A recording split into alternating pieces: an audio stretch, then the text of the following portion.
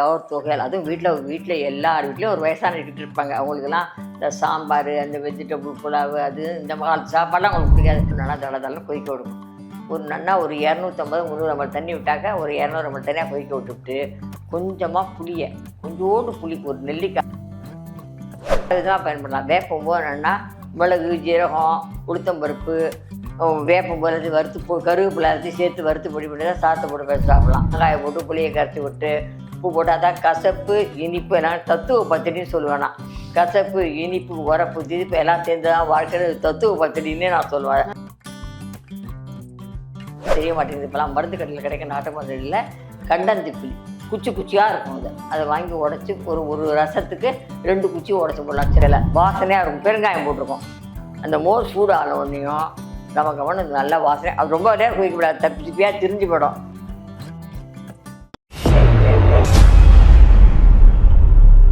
King TV நேயர்கள் அனைவருக்கும் அன்பார்ந்த வணக்கம். ஸோ இன்னைக்கு நம்ம பதிவில் ரொம்பவே இன்ஃபர்மேட்டிவான விஷயங்கள் நிறைய உங்களுக்காக வந்து நங்கநல்லூர் பத்மா மாமி சொல்ல போகிறாங்க. அதாவது நமக்கு எல்லாருக்குமே தெரிஞ்ச ரசம் பார்த்தீங்கன்னா ஒன்லி ஃபியூ ரசம், லைக் பருப்பு ரசம், மிளகு ரசம், தக்காளி ரசம்னு சொல்லுவோம். ஆனால் நம்ம மாமி பார்த்தீங்கன்னா அவங்க ஸ்டைலில் இன்னைக்கு ஒரு 3 வெரைட்டி ஆஃப் ரசம் சொல்ல போகிறாங்க. அந்த ரசம் வந்து ஒவ்வொன்றும் என்னென்ன ஸ்பெஷல் அப்படின்றத பற்றி நமக்கு எலாபரேட்டாக சொல்ல போகிறாங்க. வணக்கம் மாமி. வணக்கம். இப்போ மழை காலம்னாலே எல்லாருக்கும் சாம்பார்னால் ரொம்ப பிடிக்காது. ஏதாவது ஒரு தொகையால் அதுவும் வீட்டில் எல்லார் வீட்லேயும் ஒரு வயசானவங்க இருப்பாங்க. அவங்களுக்கெல்லாம் இந்த சாம்பார், அந்த வெஜிடபிள் புலாவு, அது இந்த மாதிரி சாப்பாடெலாம் அவங்களுக்கு பிடிக்காது. ஒரு ரசம் விட்டு போட்டால் சுட சுட ஒரு ரசம், இல்லை ஒரு தொகையல், ஒரு பொடி, இதை தான் இப்போ வயசானவங்களுக்குலாம் பிடிக்குது. அந்த முறையில் நான் இப்போ என்ன பண்ணுறேன்னாக்க உங்களுக்கு ஒரு வேப்பம்பூ ரசம் சொல்லித்தரேன். வேப்பம்பூ வந்து ஒரு சில சமயம் இந்த சித்திரை மாதம் தான் கிடைக்கும். அந்த வேப்பம்பூ அப்போ எவ்வளோ நம்ம சேகரித்து நல்ல துணியை விரித்து சேகரித்து காய வச்சு எடுத்து வச்சிடலாம். வேப்பம்பூ பல விதமாக பயன்படுத்தலாம்.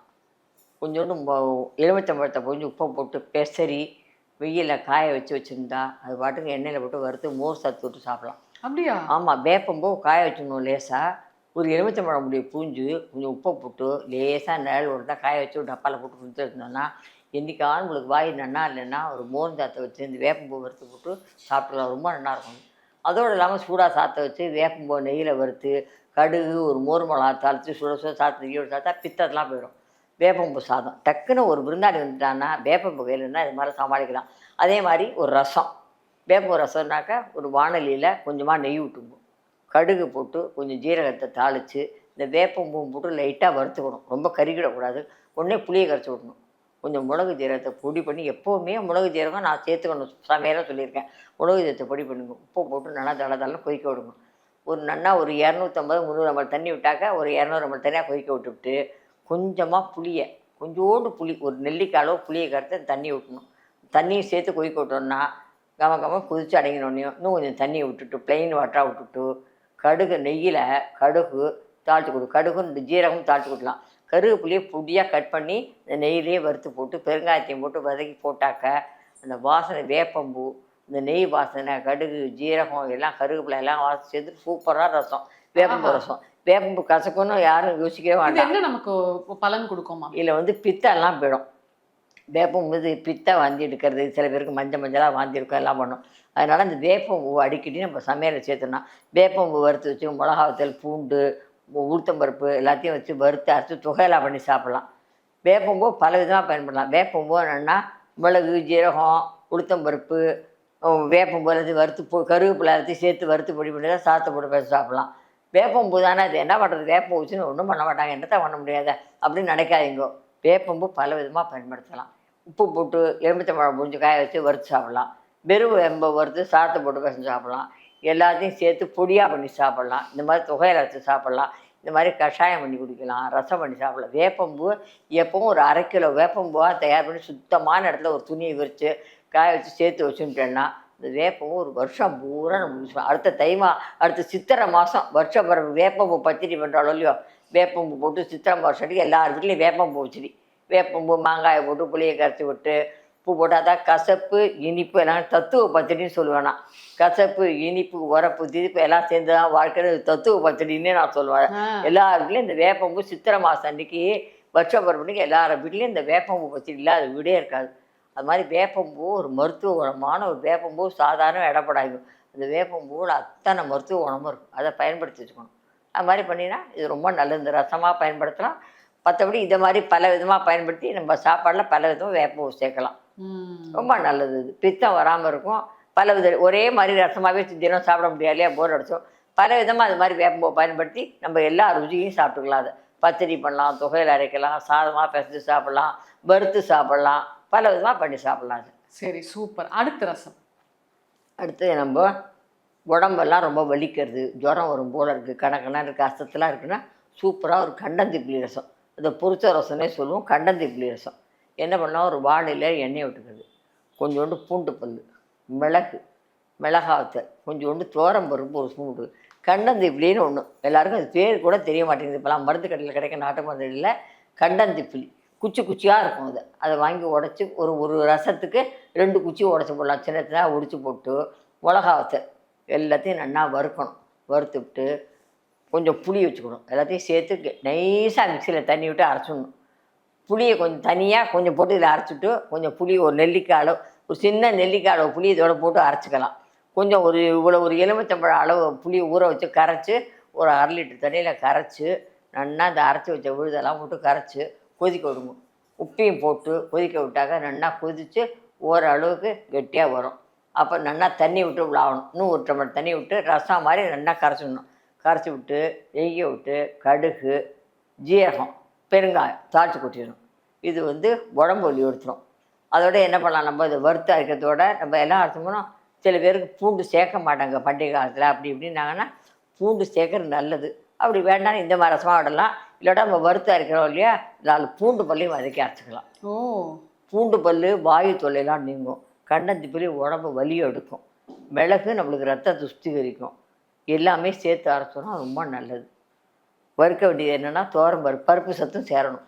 துவரம்பருப்பு, கண்டந்திப்பிலி, பூண்டு, மிளகு, மிளகாவத்து எல்லாத்தையும் வறுத்து நல்லா அரைச்சிவிட்டு கொஞ்சோண்டு புளியும் சேர்த்து அதில் அரைச்சிக்கலாம். அப்புறம் கொஞ்சம் புளியை கரைச்சி விட்டு தண்ணியில் இந்த அரைச்சி வச்சுக்கிறதையும் போட்டு நல்லா கலக்கி கொஞ்சம் உப்பையும் போட்டு கொதிக்க விட்டுட்டு, 1 டம்ளர் கொஞ்சம் கொதித்து கெட்டியானோடனே இன்னும் 1 டம்ளர் தண்ணி விட்டணும். அதில் விட்டுட்டு நெய்யை விடணும். நெய்யை விட்டு கடுகு, 2 ஜீரகம் தாளித்து கூட்டி, கருவேப்பிலையும் போட்டு அதில் வதக்கி கொஞ்சம் பெருங்காயத்தையும் போட்டு கொதிக்க விட்டு இறக்கணும். சூப்பரான ரசம். இது சுட சுட சாதம்.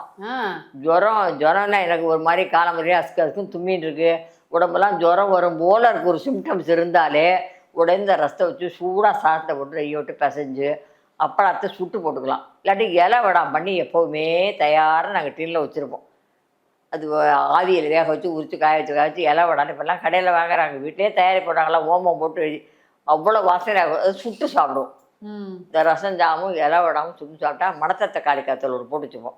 மணத்த தக்காளி காய வச்சு வத்தல் போட்டு வச்சுக்கிறது, அதை நெய்யில் வறுத்து சுட்டு சாப்பிடுறது. அதோடு இல்லாமல் அதோட இன்னும் சூப்பராக ஒன்றா என்ன ரசம், இந்த அப்பளம், மணத்த தக்காளி, பருப்பு தொகையல். அடேங்கப்பா. இது 3 வச்சாச்சுன்னா சாப்பிடாதவங்களும் சாப்பிடுவாங்க. பருப்பு, துவரம் பருப்பை வறுக்கிறது எண்ணெயை விட்டு, ஒரே ஒரு மிளகாத்தூள் போட்டுக்கிறது, கெட்டியாக தண்ணி விட்டு அரைச்சி வருது.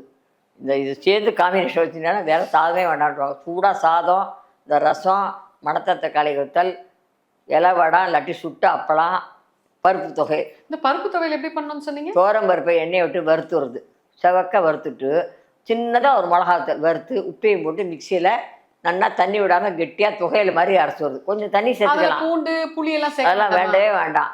இந்த உரப்பும் பருப்பு ருச்சியும் இருக்கும். அதில் ரசத்தில் தான் நம்ம எல்லாம் போட்டு அரைச்சிருக்கோமே, அதனால ரசம் உரப்பாக இருக்கும். அந்த பருப்பு தொகையில் தோணும் சாப்பிட்டா சைட் டிஷ் காய் வெஜிடபிள்லாம் ஒன்றுமே பண்ண வேண்டாம். அப்பளம் இருக்குது, இல்லாட்டி வடம் இருக்குது. இந்த தொகையில் மணத்த தக்காளி வறுத்து வச்சுருப்போம்.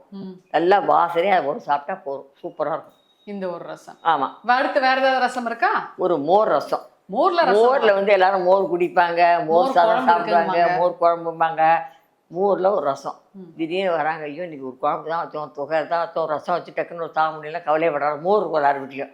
உடனே என்ன பண்ணுறது, ஒரு வானிலை எண்ணெய் விட்டுங்க. மோரில் கொஞ்சோண்டு மஞ்சப்பொடி, கடுகையும் வெந்தயத்தையும் தாளிக்கிறது. தாளிச்சுட்டு அந்த மஞ்சப்பொடியும் அதில் போடுறது, லேசாக வறுத்துட்டு இந்த மோரை அதில் விட்டுறது, உப்பை போடுறது, போட்டு லேசாக சூடு வரும், அப்படியே இறக்கிடலாம். கண்மூடி கண் திறக்குள்ளே இந்த ரசம் வச்சிடலாம். எப்படி எப்படி எப்படி கடாயில் ஒரு வானலியில் கொஞ்சமாக எண்ணெய் விட்டுண்டு கடுகு, 2 ஜீரகம், கருகப்பிலை, கொஞ்சோண்டு பெருங்காயம் போட்டுக்கிறது. என்ன பண்ணிடலாக்க கொஞ்சம் வெந்தயத்தையும் போட்டுக்கிறது. அதில் எல்லாத்தையும் வறுக்கிறது. வறுத்துட்டு இந்த மோரை அப்படியே அதில் விடுறது. தண்ணியாக அந்த அதை தாளிச்ச உடனே இந்த சூடு அதில் இருக்கும் இல்லையா, லேசாக சூடு வந்துடும்.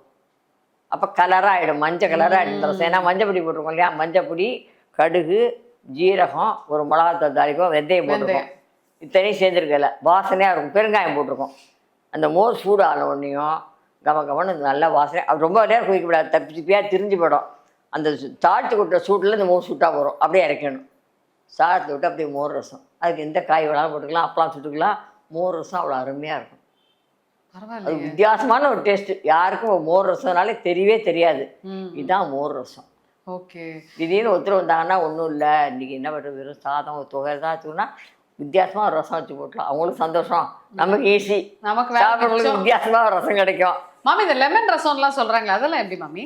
அது புளிக்கு பதிலாக இப்போ பருப்பை வேக விட்டு வச்சுக்கிறது, தண்ணியை கரைச்சிக்கிறது, அந்த பருப்பு தடுத்து வருது, தக்காளி நறுக்கி வதக்கி போடுறது, பூண்டை நல்லா நசுக்கி அதையும் வதக்கி போடுறது, போட்டு கடுகு ஜீரகம் தாளித்து கொட்டி இந்த லெமனை புளிச்சு வச்சுருவாங்க. அந்த புளிப்புக்கெல்லாம் புளி சேர்க்காம, புளிக்கு பதிலாக ஆமாம், கொத்தமல்லியை பொடியாக கட் பண்ணி போடுறது, அவ்வளோதான். ஓஹோ. ஸோ மக்களே கண்டிப்பாக உங்களுக்கு இந்த வீடியோ இன்ஃபர்மேட்டிவாக இருக்கும்னு நினைக்கிறேன். அதாவது ரசத்தில் வந்து லெமன் ரசம், அதுக்கப்புறம் மோர் ரசம், என்னென்னோ ரசம் எல்லாம் மாமி சொல்லி அசத்திட்டாங்க. இது எல்லாமே கண்டிப்பாக ட்ரை பண்ணிட்டு நீங்கள் கமெண்ட் பண்ணுங்கள். மீண்டும் வேற ஒரு பதிவில் நானும் நங்கநல்லூர் பத்மா மாமியும் வந்து சந்திக்கிறோம். நன்றி, வணக்கம்.